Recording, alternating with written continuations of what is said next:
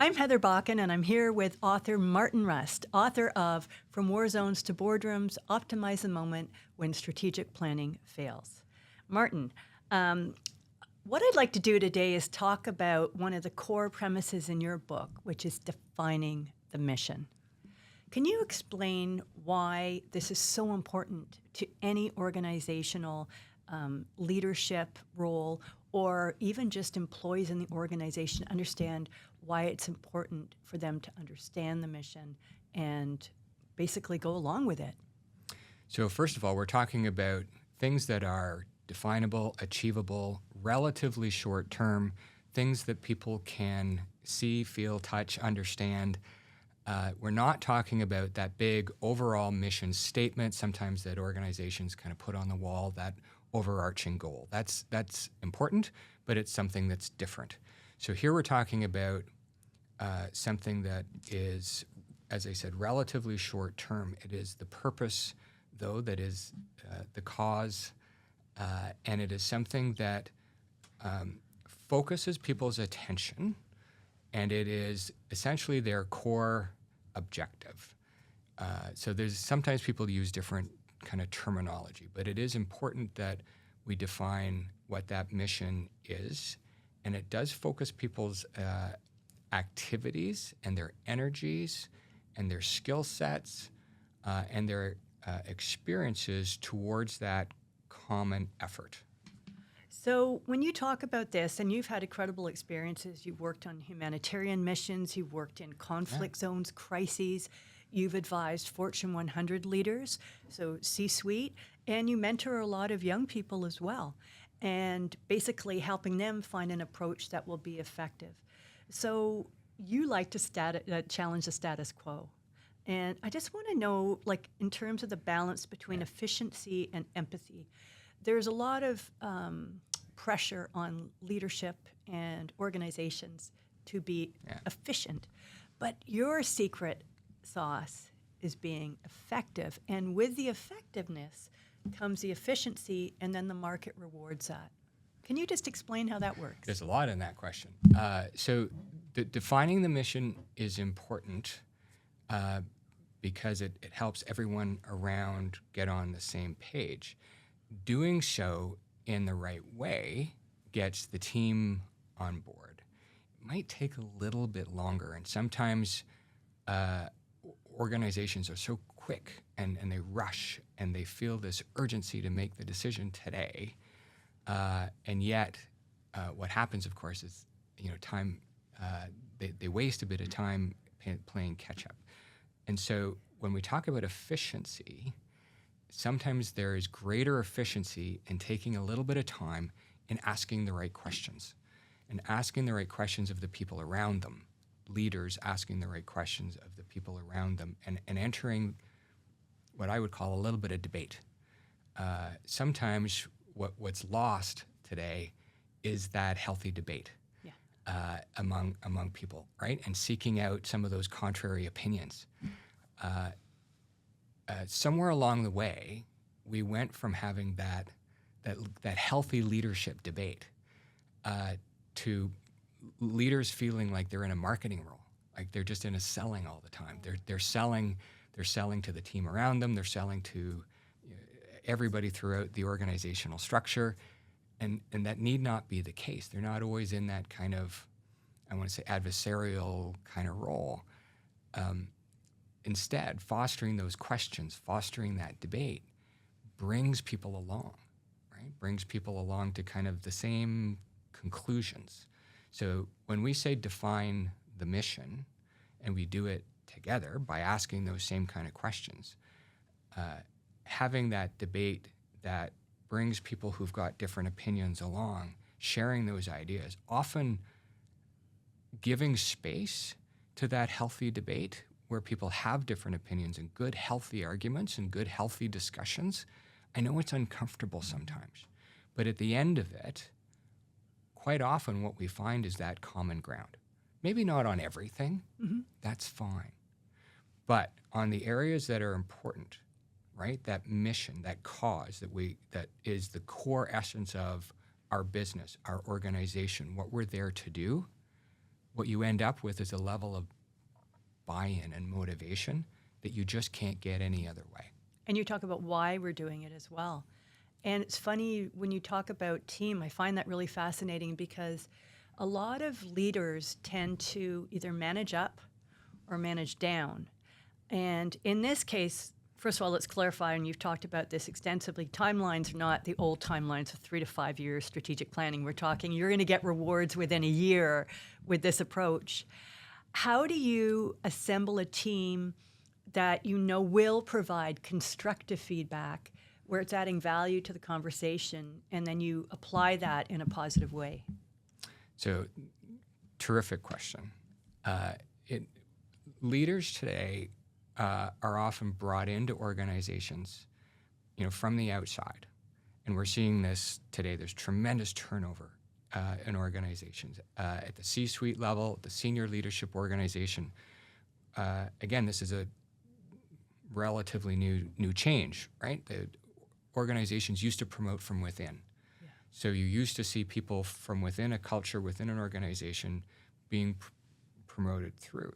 But when they're being brought in, a couple of things are happening. Sometimes they're bringing people from the organization that they left. Yes. So what happens is they're bringing people from a different culture, a different way of doing things, a different environment, with a different mission, a different purpose, and transplanting them into the new organization.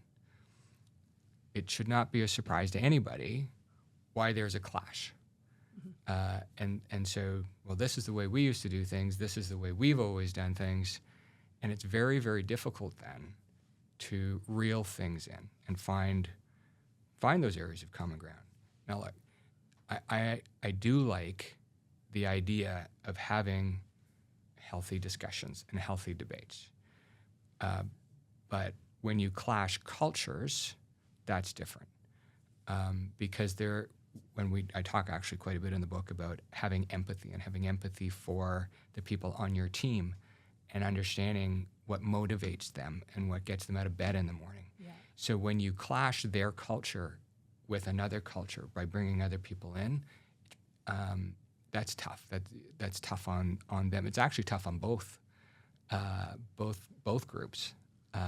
And there's lots of things that are hard today on people in organizations. So why make it harder? Why go looking for things to make people's lives more complex? I think there are few things within a leader's control today. Fewer things. So let's take hold of the levers that we do have control of, and one of them is to simplify our lives, simplify the lives of the people on our teams, and so by all means seek out people who have different opinions, seek out people who have different experiences, and different knowledge sets, and even people who come from different industries. Fantastic. They will bring to the debate, and I say debate because I think debate is a good word. I think it's a good, healthy thing to have, especially at the highest levels in an organization, because that illuminates something that's much healthier and stronger than without it. And I've seen it. I've worked with it in literally in war zones and in post-conflict zones and in big companies and small companies. It does work. You have to have faith in that process, yeah, and in defining the mission that way. But people shouldn't shy away from people with different opinions and different ideas. What it sounds like you're saying is give voice to the people who are actually a part of the mission. And when you give them a voice, they feel respected. Well, that's absolutely true. And just because someone has a different opinion in a particular area, I firmly am of the belief and opinion that we can find common ground somewhere. It may not be on a specific thing, but we will find common ground. And more to the point, I will learn from this person. Yes. And hopefully, maybe somewhere along the line, they might learn a little something from me as well. I don't know, but I hope so, and I believe so. So that in that exchange, I mean, I've written a couple of articles recently around, Socrates had this right, and the Socratic method from, I don't know, 700 BC or something like that.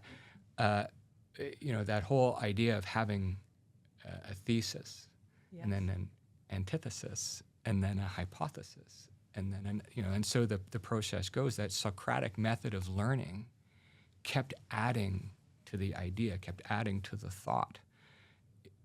The end result was something that was much healthier and stronger. You developed the idea, and that was the basis of developing a really good argument, a really good thought. We've lost that today. We've lost that in our ability. So I think today leaders need to think more and make decisions more through healthy debate. I talk in the book about intelligence gathering. Part of the process of intelligence gathering is asking questions, from all angles and all sides. And yes, we gather data points, and sometimes we focus too much on the data points rather than asking the questions about the data points. But, really it's about asking the questions and the analysis around that, and being open to the debate and the discussion around it. Leaders today are so much more focused on marketing and selling and selling a message of today. So if the leader comes in and decides they're going to have a new plan today, and it's the 6th plan for the company in the last year or 18 months, That's a problem. this is not an exaggeration. I see this. I see it fairly frequently. And no wonder strategic plans fail. I love that you're talking about the Socratic method as a philosophy major. I fully appreciate that. And when you're making a debate, it's very hard to make the case. And you have to have a thesis. You usually have 3 strong points. The opposition can win the debate by poking a hole in one of your... Absolutely. And you want those holes poked before you go to market. So what you're saying is you're going to have you're going to have a more focused team. You're going to have a better product ultimately because they've asked those questions. And I think you also talk about customer experience. Nobody wants to be beta tested in the market when they've purchased a product or a service and find out something really obvious isn't working. Because at the initial stages of creating that innovation or idea, they haven't tested it internally through the Socratic method. I hear about the rush, the urgency, to make the decision. And then what I see is, the time and the cycles that are wasted. And I think if you just took the wasted time and actually spent that doing some of the analysis up front, you wouldn't have had to waste the cycles that you are now spent trying to fix things. And the energy. After the fact. Yeah. The energy, the money after the fact trying to fix things, that the better decision making up front, would have solved those problems to begin with. The result is productivity over activity, which is what you also like to focus on for a company. Better decision making up front leads to much, much better productivity. I mean, everybody knows the expression "work smarter, not harder." Mm-hmm. Well, we need to be doing so much more of that. I think we need to work hard as well. We all work hard, but we certainly need to work smart.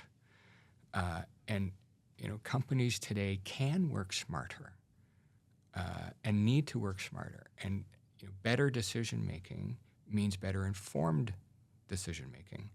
And that intelligence gathering process, asking better questions, going through a better debate, a healthier discussion, having team members around you who are free to ask the questions, free to challenge, bring different experiences to the table, and healthy, perspectives, is not only a good idea, it's absolutely critical, especially in the times in which we live. We are in, we say turbulent times, but it's not just, we're in very, very difficult times for businesses. We've talked before about, the surveys and results where, 72% of CEOs expect to lose their jobs.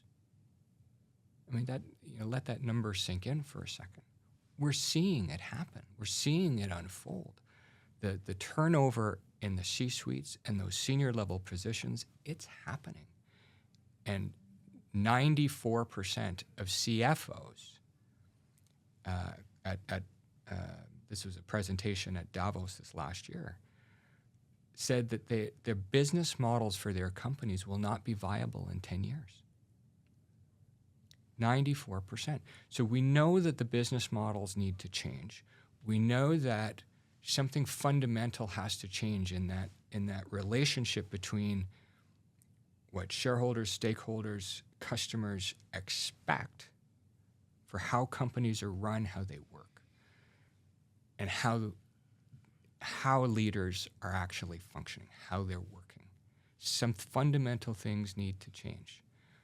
And what I'm proposing, what I'm talking about in the book, starts with decision making, starts with the kinds of questions we ask, how we analyze them, how we think, who we look at, who we turn to, and then the process that follows. There's neuroscience behind this, actually. There's a lot of it. Excuse me, because what you're talking about now is there's an element of fear, even with CEOs, that probably most employees can't relate to. And the other key word you used was relationships.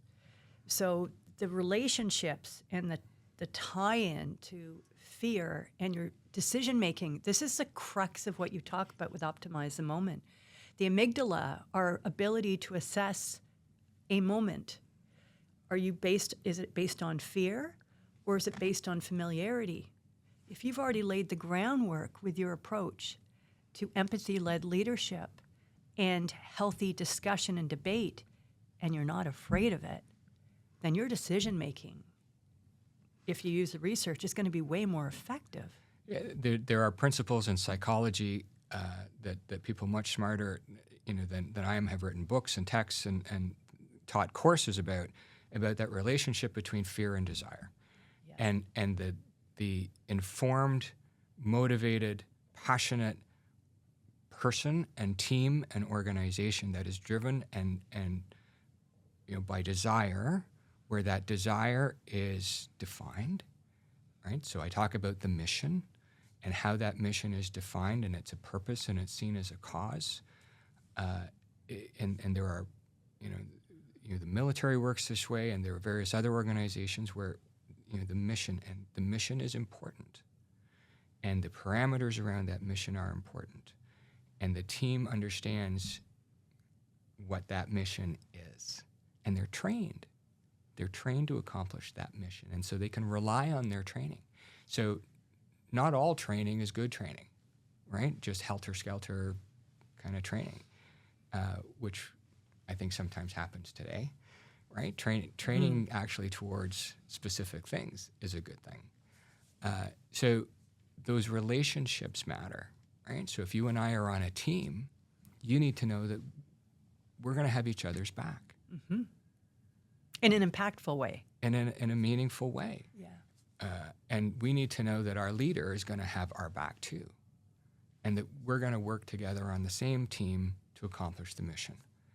Those kinds of teams and those relationships actually matter. And we demonstrate that. I mean, it's important. Leaders have to demonstrate that. You can't just say it. You got to walk the walk. So that seems to me like that's basically what drives success. It does. Yeah, when you're walking the walk.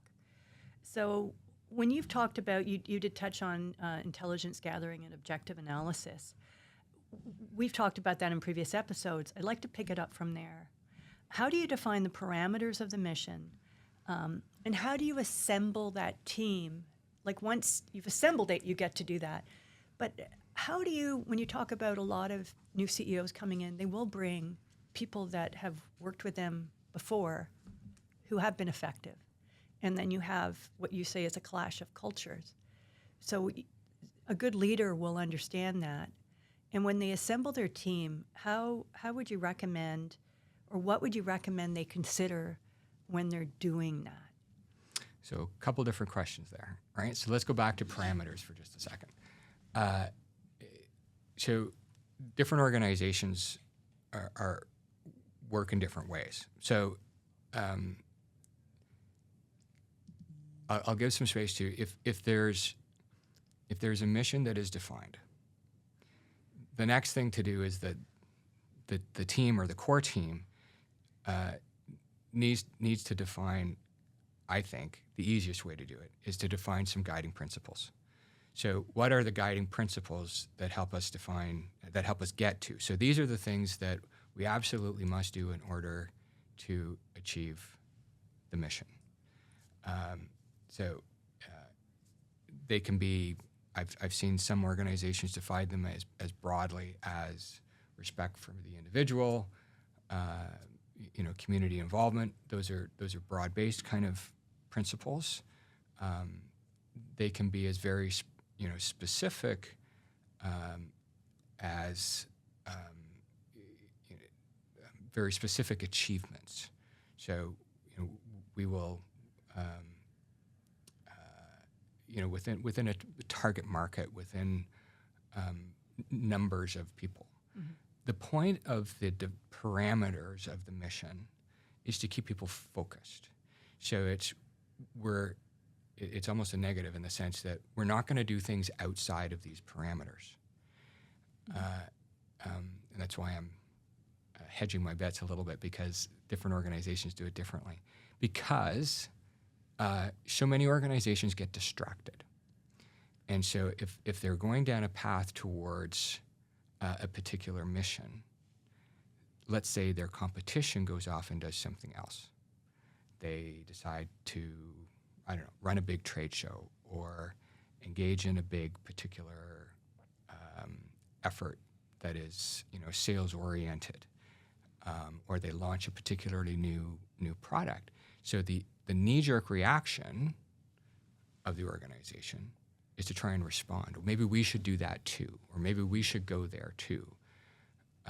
And I'm trying to say that the parameters need to say to people, no, we are going to stay on mission. We're going to stay on campaign, right? And we're not going to be distracted and get pulled off to go and do other things just because the competition has done them, or just because the government has brought in a regulation, or just because there's a news story that says this, XYZ is important.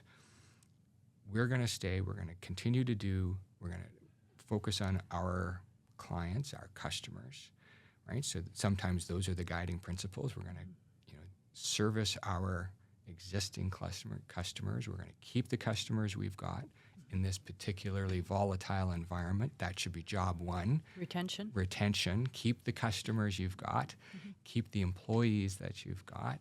Recruit more of the same. And that within that focus, within those parameters, it keeps you from getting pulled off in 14 different directions. I've talked to business leaders in the last week who and I said, well, what are you up to, right? It's an open-ended question. And they said, oh, well, I'm flying here and I'm flying there. And I said, why are you doing that?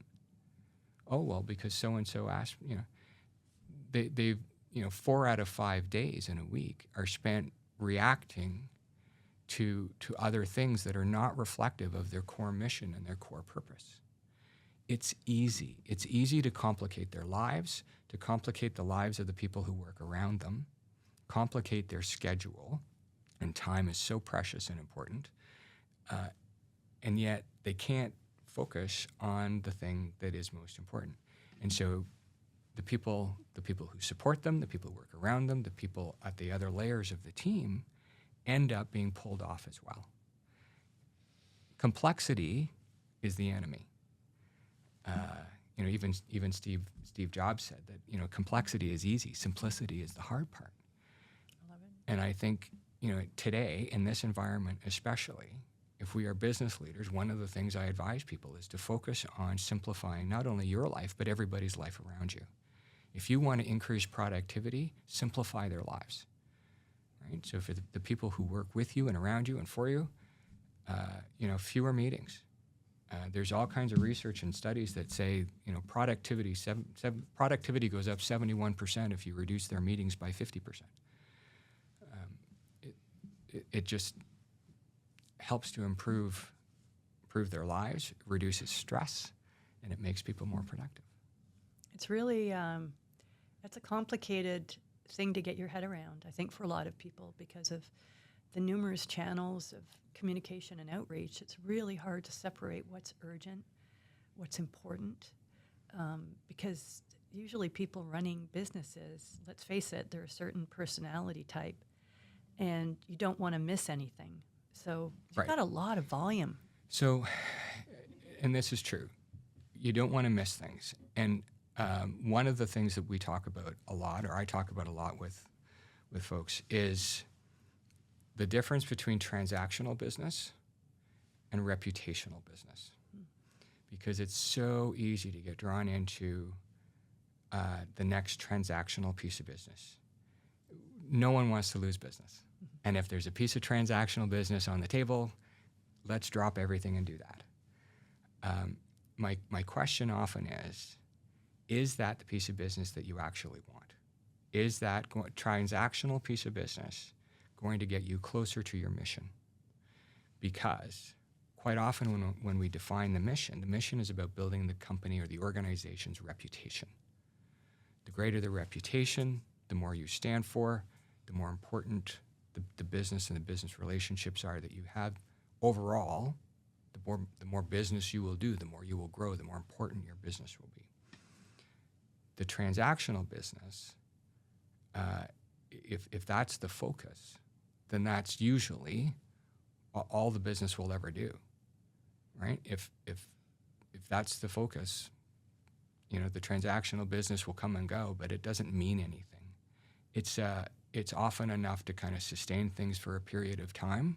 When times are good, transactional business will pay the bills, keep the lights on, keep the roof over your head. And certainly in this day and age, and these turbulent times, transactional business is tough. It's a tough game, and it's a tough environment, and it's not going to last. Especially with things like supply chain and talent and the difficulties for finding good people. There are a lot of headwind for the transactional type of business. Reputational business, on the other hand, where people who know you, know what you stand for, know what you believe in, who want to do business with you, want you to be successful because they are your champion. Those types of relationship business are the path to success. But that doesn't happen by accident. That happens by design, and that is part of a very successful mission. That is a bulwark against volatility and chaos. It is. Which is a premise of what you talk about. I like it because a lot of people are driven by KPIs. You've talked about the early parts of your career, where you always had stretch assignments. What have you sold today? Like, what have you done for me lately? And it was all about sales targets. The transactional business, yeah. Yeah. And what you're saying is key performance indicators should probably consider value to the team, to the reputation, to the mission, and the market rewards that as well. So when we talk about the mission, if it's a reputational type, is everything we are doing on any given day get us towards that reputational mission, and then the parameters should be supportive of that reputational type business that we want to achieve. The guiding principles you've mentioned. It's the opposite of the transactional type of business that said, what have you sold for me this morning? What have you sold for me this afternoon? Right? And so organizations that say one thing, right? We want to increase our reputational business, and then do something else, meaning they fall into the transactional business traps of, here's what we've sold this afternoon, here's what our, those kind of matrices are how you're paid, how you're incented. Those give two very different messages. Mm-hmm. So when I talk about, companies that walk the walk. And those are companies that actually set a mission around reputational business and actually do it, and not send different mixed messages to employees, suppliers, customers. Which during the process of that creates a really healthy culture. There are a lot of companies that get it right, but sadly there are a lot more that have a long way to go. And those are the ones that either we hear about in negative headlines or we just stop hearing about. You wanted to talk about Boeing again. That's just a great case study in this. How would you apply this to our conversation? The question around reputational decision making, and who are you, and what is your core mission, and what do you believe in as an organization? I mean, Boeing was a fantastic organization that was founded in deep knowledge and engineering, and that engineering is at their essence, at the core, and then somewhere along the line, the business decision-making model changed to one of not just outsourcing, but offshoring a lot of the decision-making of the different business units. And listen, there is an argument to be made for outsourcing certain activities within any company. And it just makes financial sense, it saves time, there's all sorts of things.